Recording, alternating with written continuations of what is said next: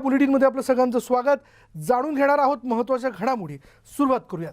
आगामी 5 राज्यांमधील विधानसभेच्या निवडणुका ज्या आहेत त्या निवडणुकांच्या संदर्भात आता निवडणूक आयोग आज त्यांच्या तारखांची घोषणा करणार आहे. दुपारी 3:30 वाजता याबद्दल पत्रकार परिषद घेऊन मुख्य निवडणूक आयुक्त याबद्दलची घोषणा करण्याची शक्यता आहे. यामध्ये उत्तर प्रदेश, गोवा, पंजाब, उत्तराखंड, मणिपूर या राज्यांमध्ये निवडणुका काही टप्प्यांमध्ये घेतल्या जात आहेत. हे वेगवेगळे टप्पे काय असू शकतात, त्याचे तारखा काय असू शकतात याबद्दल खुद्द मुख्य निवडणूक आयुक्त दुपारी पत्रकार परिषद घेऊन त्या पत्रकार परिषदेच्या माध्यमातून माहिती देतील. बरोबर दुपारी 3:30 वाजता निवडणूक आयोगाची पत्रकार परिषद होऊ शकते. या पत्रकार परिषदेच्या माध्यमातून उत्तर प्रदेश, गोवा, पंजाब, उत्तराखंड, मणिपूर या विधानसभा निवडणूक ज्या आहेत त्या नेमक्या कोणत्या तारखेला किती टप्प्यांमध्ये घेतल्या जात आहेत याविषयीची माहिती दिली जाईल. 5 राज्यांच्या निवडणुकांच्या विषयाला घेऊन मोठी उत्सुकता आहे आणि त्या दृष्टीने आता त्या राज्यांमध्ये निवडणुकीची रणधुमाळी जी आहे, पूर्व रणधुमाळी ही दिसून येते. बोलूयात आमचे नवी दिल्लीचे प्रतिनिधी प्रशांत लीला रामदास आपल्या बरोबर आहेत. प्रशांत, आज 3:30 वाजता निवडणूक आयोग पत्रकार परिषद घेऊन 5 राज्यांच्या निवडणुकांच्या संदर्भातल्या तारखा आणि त्यातले टप्पे घोषित करू शकतं का? विशाल, आज दुपारी 3:30 वाजता राजधानी दिल्लीतील विज्ञान भवनामध्ये केंद्रीय निवडणूक आयोगाच्या वतीनं पत्रकार परिषदेचं आयोजन करण्यात आलेलं आहे.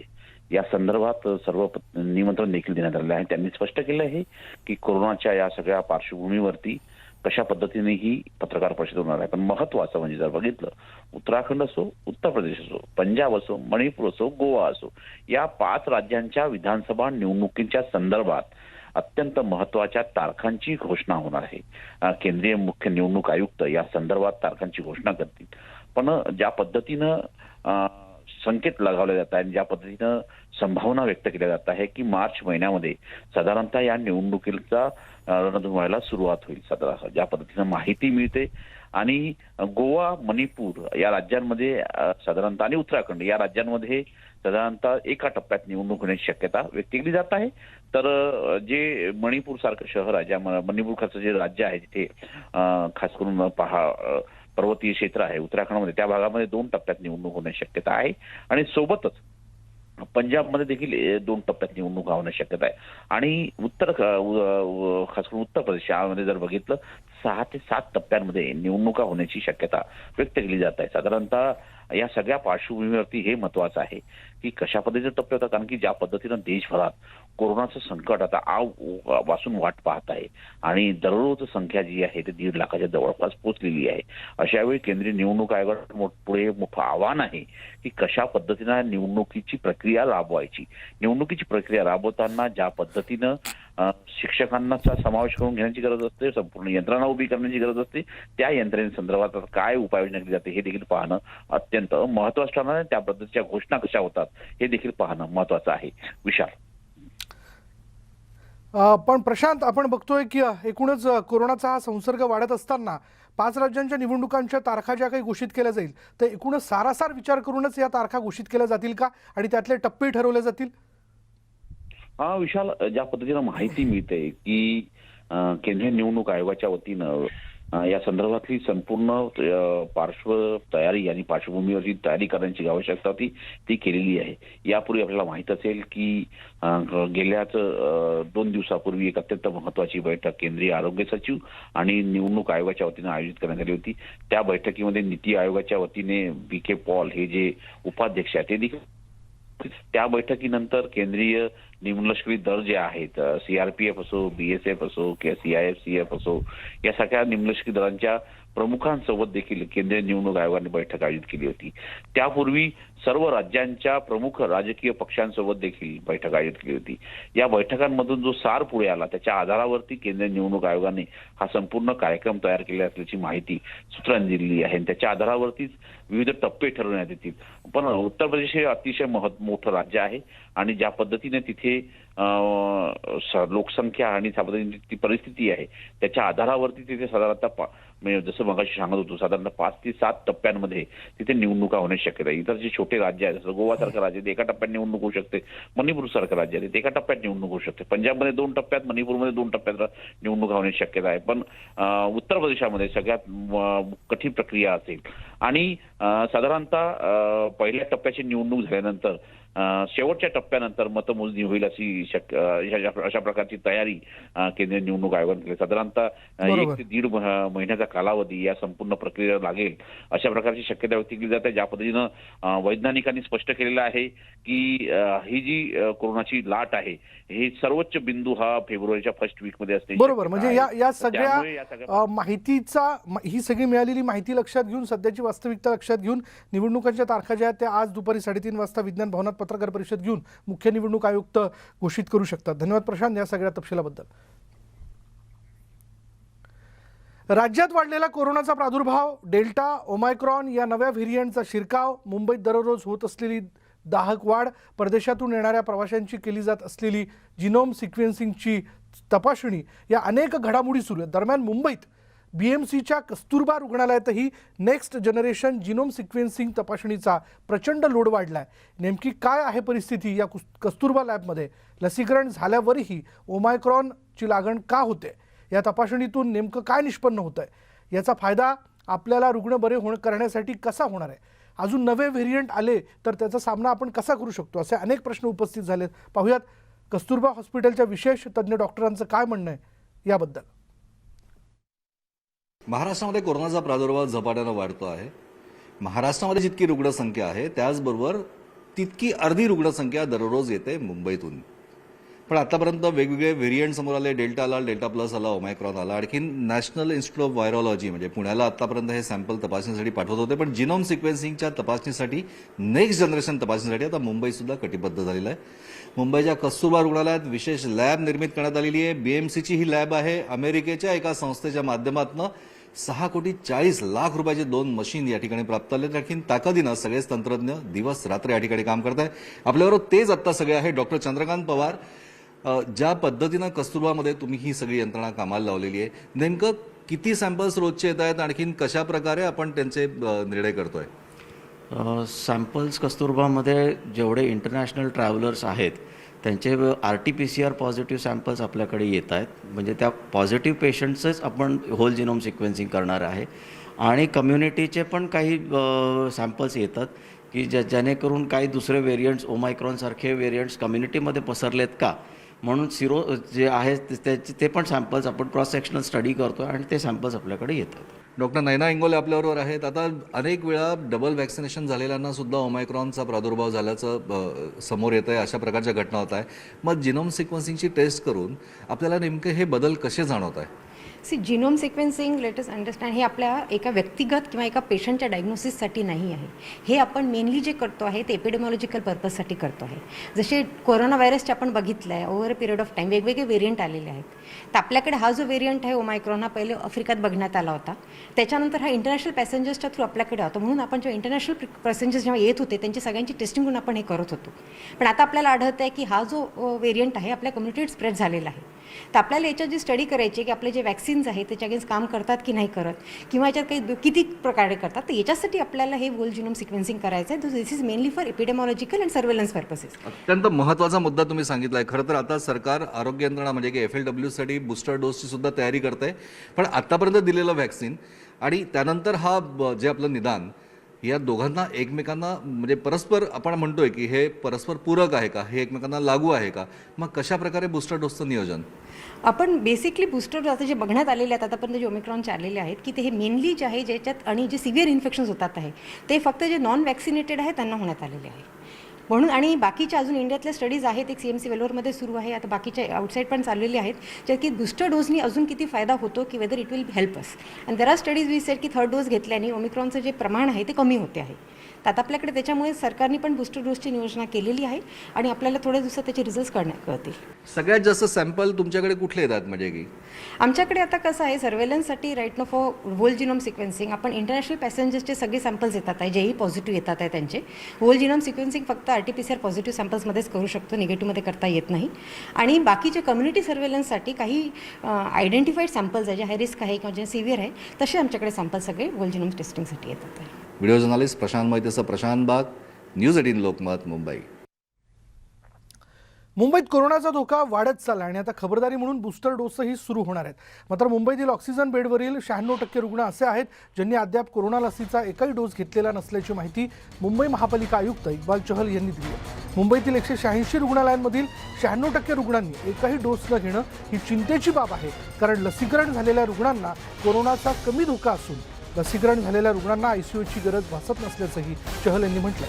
त्यामुळे एवढ्या मोठ्या प्रमाणात रुग्ण लसीकरणाशिवाय असणं ही चिंतेची बाब ठरते.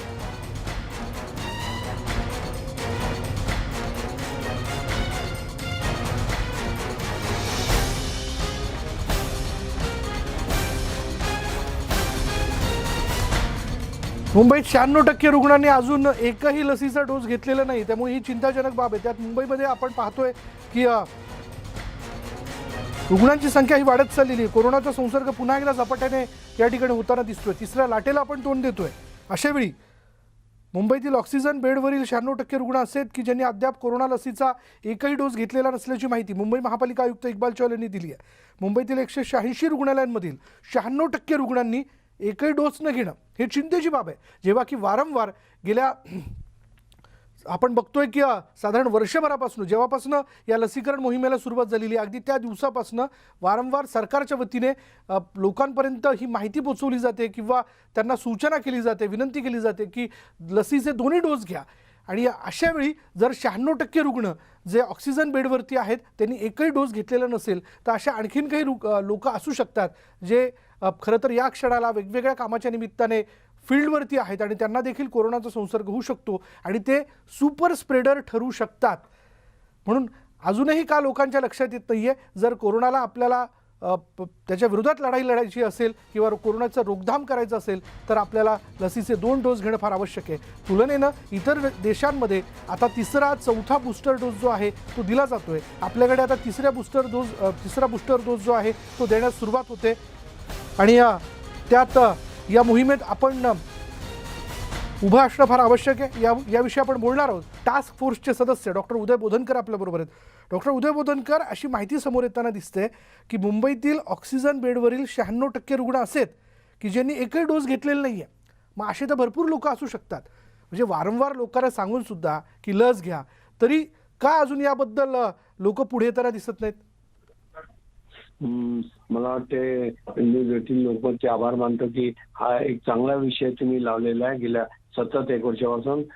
मला परत तुमच्या वाहिनीद्वारे लोकांना परत मी विनंती करतो, हात जोडतो की ज्यांनी व्हॅक्सिन घेतलं नसेल त्यांनी त्वरित व्हॅक्सिन घ्यावे. कोविशिल्ड म्हणा, कोवॅक्सिन म्हणा, जी अवेलेबल आहे ती घ्यावी. कारण की आपण जोपर्यंत 80% व्हॅक्सिनेशन करणार नाही लोकांचं तोपर्यंत त्यांना हर्ड इम्युनिटी म्हणा किंवा हे आपलं प्रोटेक्शन होणार नाही. मग कोणत्या व्हायरस असो, डेल्टा व्हायरस घ्या, बीटा घ्या किंवा ओमॅक्रॉन घ्या.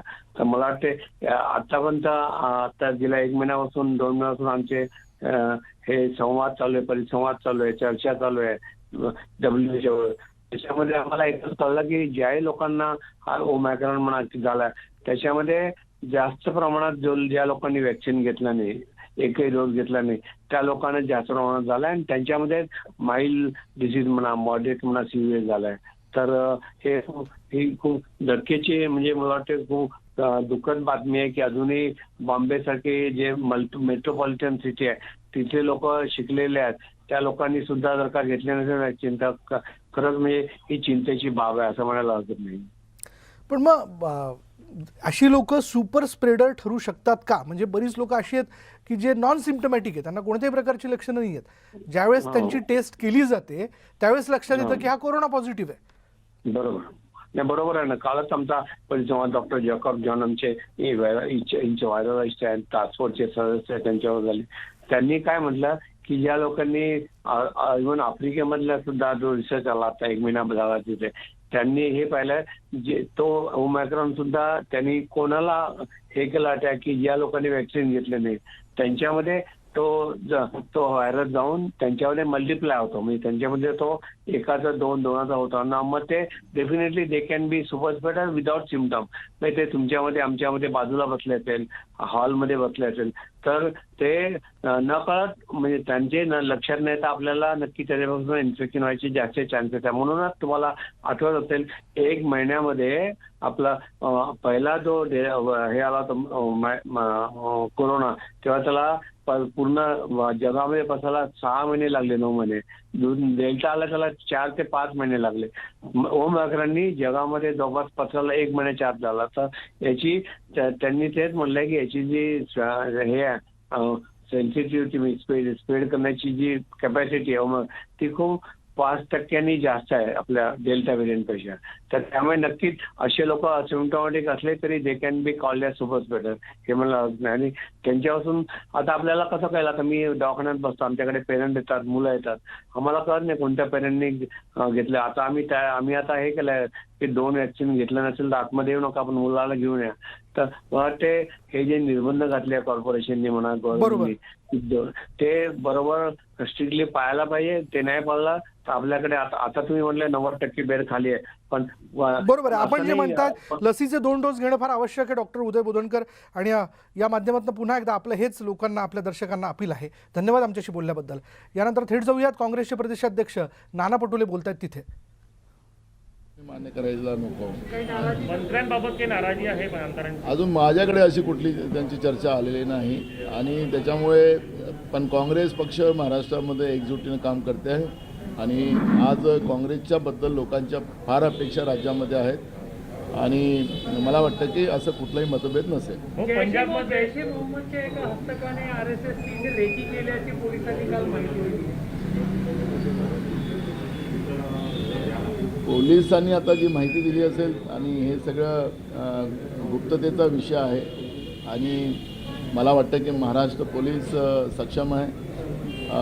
असा कुठलाही हमला महाराष्ट्रामध्ये होऊ शकत नाही असा आमचा विश्वास. पंजाबमध्ये ज्या पद्धतीनं पंतप्रधान नरेंद्र मोदी यांचा ताफा अडवला गेला, त्यानंतर आता आरोप होऊ लागला की नरेंद्र मोदी यांना मारण्याचा डाव होता, अशी चर्चा होऊ लागली आहे.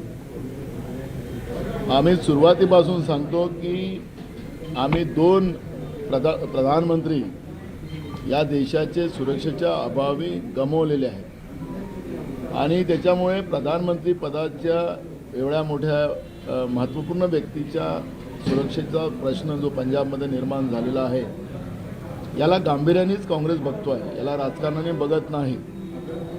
पण ज्यावेळेस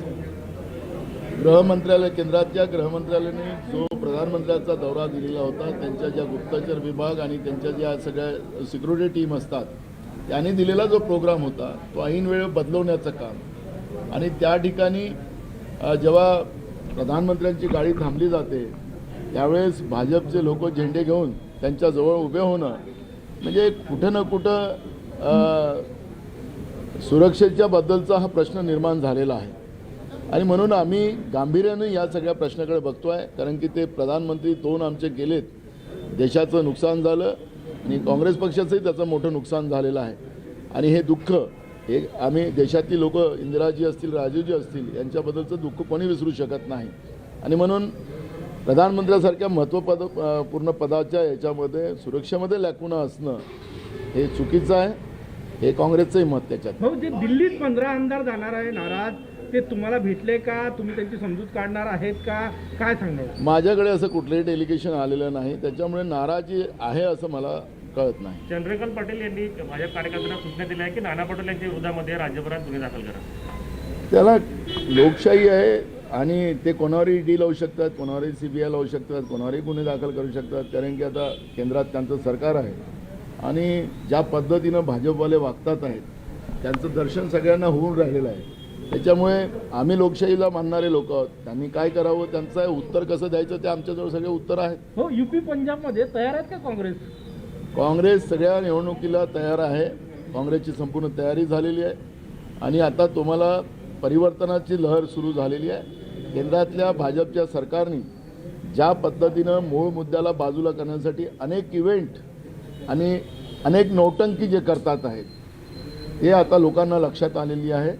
आणि महागाई, बेरोजगारी, शेतकऱ्यांचे प्रश्न गरिबांचे प्रश्न, या सगळ्या प्रश्नाकडे मुद्दामून दुर्लक्ष करण्याचा त्यांचा हा प्रयत्न सुरू राहिलेला आहे आणि त्याच्यामुळे देशातल्या लोकांनी यांना भाजपला आता स्पष्ट समजलेलं आहे की भाजप किती नौटंकीबाज आहे, इव्हेंटबाज आहे, हे आता देशाच्या जनतेला कळलेलं आहे. त्यामुळे तुम्हाला आता ज्या काही 5 राज्यात निवडणुका होऊ घातलेल्या आहेत त्याच्यामध्ये परिवर्तन पाहायला मिळणार. महिलांविषयी राजकीय पक्षांची वक्तव्य ज्या ते मधल्या काळामध्ये येऊ लागलेल्या आहेत. म्हणजे राष्ट्रवादीकडून अमृता फडणवीस यांना बेबी डॉल, डान्सिंग डॉल म्हणलं गेलं. त्यानंतर भाजपकडनं सुद्धा अशा प्रकारे वक्तव्य आलं होतं. काय सांगाल राजकीय पक्षाकडून महिलांचा अपमान आपल्या देशामध्ये होणं, त्यांच्याबद्दलचे चुकीचे शब्द बोलणं हे गैर आहे. त्याचा निषेध आम्ही करतोय आणि जे उद्धवजी ठाकरे राज्याचे मुख्यमंत्री, त्यांच्या मिसेस, त्यांनाही ज्या पद्धतीचं भाजपच्या कार्यकर्त्याच्या वतीनं जे काही सोशल मीडियावर टाकलं गेलं याचाही आम्ही धिक्कार करतो. कारण की ही जी काही महिलांच्या बद्दलची चर्चा आणि या पद्धतीचं त्यांच्याबद्दलचे विकृत भावना कोणीही असो, कोणी ठेवत असेल तर काँग्रेसच्या पद्धतीचं काँग्रेस त्याचा निषेध करतो. थैंक यू भाऊ. देखो, महाराष्ट्र में कोई ऐसा हमला हो नहीं सकता. महाराष्ट्र की पुलिस सक्षम है और ये सुरक्षा का इशू है, इसलिए इतना ही कहेंगे कि कोई प्रॉब्लम नहीं होगा.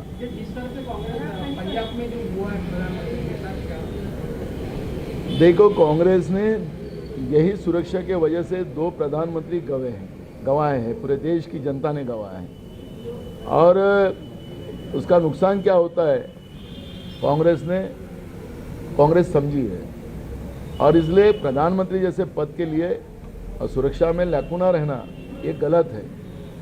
लेकिन जो भी वीडियो और ये सब बातें सामने आ रही है, जो केंद्रीय गृह मंत्रालय ने जो रूट दिया था, जो उनके सुरक्षा के हिसाब से दिया जाता है, ऐन समय में क्यों बदला गया.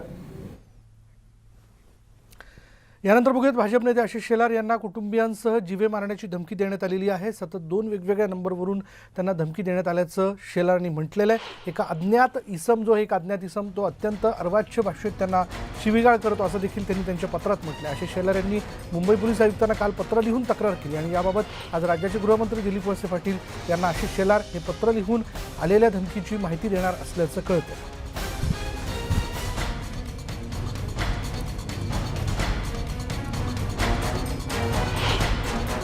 मला असं वाटतं की आशिष शेलार हे सातत्याने सरकारच्या विरोधात भूमिका मांडतात आणि सरकारचं भ्रष्टाचार असेल, सरकारमधला अनागोंदी कारभार असेल, हा सातत्याने ते बाहेर आणतात, संघर्ष करतात.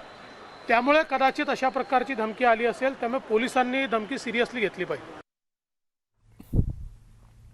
भाजपच्या आयटी सेलचे कार्यकर्ते जतीन गजेरिया यांनी रश्मी ठाकरे यांच्याबद्दल केलेल्या वक्तव्यानंतर आता शिवसैनिक आक्रमक झाले.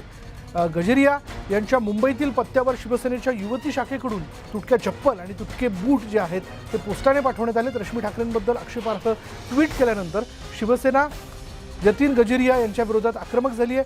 गजेरियाच्या विरोधात पुणे सायबर पोलिसांनी गुन्हा नोंद केला असून त्याचा शोध घेतला जातो.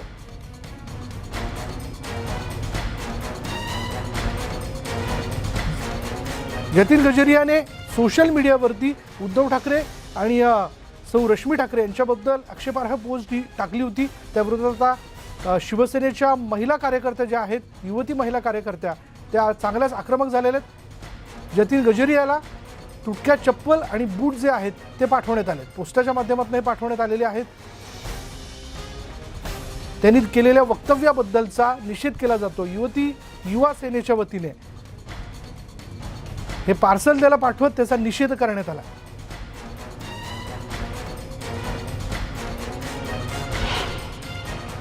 काल भाजपच्या आयटी सेलचे प्रमुख म्हणजे परवा हा विषय झालेला आहे, पण काल त्यांची कसून चौकशी झाल्यानंतर आज युवती सेनेमार्फत त्यांना चप्पलांचं, जुने चप्पल बूट यांचं पार्सल आम्ही त्यांच्या चेंबूरच्या घरी पाठवत आहोत.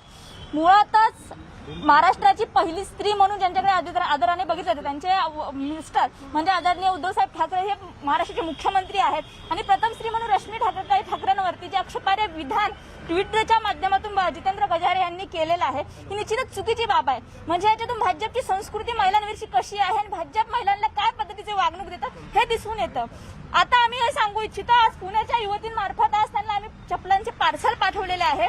ह्याच चपला भाजपच्या लोकांनी बाहेर काढायची वेळ आणू नये. त्यामुळे महिलांवरती बोलताना महिलांवरचा त्यांचा सन्मान वारंवार कशा पद्धतीचा आहे दाखवून देताना जरा विचार करून करावा अशी आमची मागणी आहे. नाहीतर ह्याच चपला आम्ही बाहेर काढून त्याच्यात चोप दिल्याशिवाय तर राहणार नाहोत. धन्यवाद. पुढे पाहूयात बातमी. पुण्यातनं स्वारगेट डेपोतून पहिली लालपरी सुटली. अखेर बाहेर पडणारी ही जी एसटी ती कर्मचाऱ्यांनी अडवल्याचा प्रकार घडलेला आहे आणि यावेळी कर्मचारी आणि अधिकाऱ्यांमध्ये बाचाबाची झाली आणि तणावाच्या वातावरणात एसटी ही स्वारगेट डेपोतून रवाना झाली.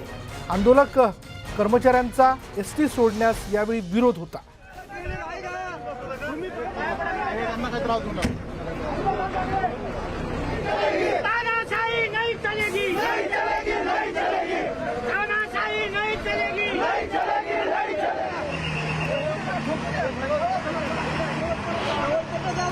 स्वारगेट डेपोवरनं अखेर आज तब्बल महिन्याभरानंतर पहिली गाडी सुटलेली आहे. लालपरी म्हणूया, मिठाई म्हणूया, पण गाडी सुटली हेच खरं आहे. पोलीस बंदोबस्त आपण पाहू शकतो, इकडे सगळा पोलीस बंदोबस्त आणि पोलीस बंदोबस्त ही पहिली गाडी सुटलेली. एसटी आंदोलकांचं म्हणणं आहे की आमचे ड्रायव्हर त्यात सहभागी नाही आहेत, पण गाडी सुटली हेच वास्तव. हे आपल्याकडे मॅनेजर आहेत, आपण त्यांचे घेऊया. पहिल्यांदा आपण मला सांगा, मुंडे गाडी सुटली, तुमचं आंदोलन सुरू आहे काय? नाही, आमची गाडी आमच्या डेपोतले एकाही चालकाने किंवा ह्याने काढलेली नाहीये. त्याच्यामुळे सगळ्यात महत्वाचं म्हणजे आता जो गाडीवर बसलाय तो मेकॅनिक आहे. पलीकडे जो ड्रायव्हर आता गाडी जी सोडली त्या गाडीचा ड्रायव्हर हा लाईन चेकिंगच्या गाडीचा जीपचा ड्रायव्हर आहे. तुमचं आंदोलन सुरू? आमचं आंदोलन चालू आहे. स्वारगेटचा एकही चालक आणि वाहक आमचा कामावर नाहीये. ओके, आपण यांची बाजू घेऊया. काका, गाडी सोडली आज पहिल्यांदा काय सांगाल तुम्ही? गाडी सुटली आज कुठून कुठं चालली? स्वारगेट ते पंढरपूर. स्वारगेट ते पंढरपूर पहिली गाडी सुटली आज? हो हो. पोलीस बंदोबस्त, कामगार संप सुरू आहे. तुमचं तरी पण गाडी सुटल्या आज काय म्हणणं काय? कामगार म्हणतात आम्ही संप सहभागी आहोत. नाही, आता माझे कसे माहिती का 2-3 महिने झाले, त्यामुळे मी कामाला आलोय. नाव काय तुमचं? KN पिसे. हा वाघ क्रमांक. स्वारगेट डेपोचे? हो. म्हणजे आपण पाहिलं अखेर गाडी निघलेली आहे आणि ड्रायव्हरही आपण पाहूया. नेमकं ड्रायव्हर कुठले तेही पाहूया. पण गाडी निघली. स्वारगेट डेपोवरनं पहिली गाडी निघते. हेच तुम्ही कुठल्या डेपोचे आहात? मी स्वारगेट डेपोत आहे. स्वारगेट डेपो. गाडी निघली, काही तुमचे आंदोलक थांबेल, तुमची काय भूमिका आहे? तुमची काय भूमिका आहे? भूमिका नाही काय, गाडी निघली पाहिजे. नाही भूमिका तशी माझी काय नाही. काय नाही, गाडी चालली पहिली. ओके, हे सगळे ड्रायव्हर होते, यांनी सांगितलं. यांचं म्हणणं आहे की गाडी, यांचं म्हणणं आहे की आंदोलकांचं म्हणणं आहे की बॅच बिलला नाहीये, तरी आता आंदोलक ही गाडी आडू पाहतायत. पण पोलीस आहेत तिथं, आंदोलक आक्रमक झालेले आहेत. गाडी आणि महामंडळ गाडी काढण्याचा प्रयत्न करतात. असा सगळा वाद सुरू आहे. गाडी सुरू आहे. पाहूया आता प्रशासन नेमकं कसं याच्यातनं मार्ग काढतो. व्हिडिओ जर्नलिस्ट गणेश कदमचं, चंद्रान धुंदे, न्यूज 18 लोकमत, पुणे. आणि आता आमच्या संजीवनी या मोहिमेबद्दल. सॅनिटायझर हानिकारक आहेत का? लस तुमच्या DNA मध्ये बदल करते का? लसीकरण तुम्हाला कोविड-19ची लागण करू शकते का? असे काही प्रश्न तुमच्या मनात आहेत का? बरं, आता अशी एक जागा आहे जिथे तुमच्या या सगळ्या प्रश्नांची उत्तरं दिली जाऊ शकतात. हो, सगळ्याच्या सगळ्या तुमच्या फोनवरती. नेटवर्क 18 आणि फेडरल बँकेच्या कोविड-19 विरुद्ध देशव्यापी लस जागृती मोहिमेचा भाग म्हणून Sanjivani a short of life Sanjivani WhatsApp helpline सुरू करण्यात आली. तुम्हाला फक्त 797777 3753 या व्हॉट्सॲप क्रमांकावर संपर्क करायचा आहे आणि तुम्हाला तुमची उत्तरं त्वरित मिळतील. माहिती जी खरी असेल, क्रॉस चेक केलेली असेल तर वाट कसली पाहता? कोविड-19वर असलेले तुमचे प्रश्न व्हॉट्सॲप करा आणि तुम्हाला हवी असलेली सर्व माहिती मिळवा पुढील क्रमांकावर. हा क्रमांक पुन्हा एकदा सांगतोय, 797777 3753. यानंतर मुद्दा महाराष्ट्राच्या या बुलेटिनमध्ये इथेच थांबणार आहोत. पण जाता जाता एक महत्त्वाची सूचना, महत्त्वाची विनंती. परत एकदा आपण बघतोय की कोरोनाची रुग्णसंख्या जी आहे ती वाढताना दिसते. अशा सगळ्या परिस्थितीत कोरोनाशी संबंधित त्रिसूत्रीचं पालन करा. पहिले, मास्क अनिवार्य आहे, मास्क घालणं फार आवश्यक आहे. दुसरं, सोशल डिस्टन्सिंगचे नियम पाळा. आणि तिसरा सगळ्यात महत्त्वाचा मुद्दा, अजूनही जर आपण लसींचे 2 डोस पूर्ण केलेले नसतील तर ते जरूर घ्या, कारण तोच एक कोरोनाला थांबवण्यासाठी रामबाण उपाय. यानंतर इथेच थांबणार आहोत. पहा फक्त न्यूज 18 लोकमत.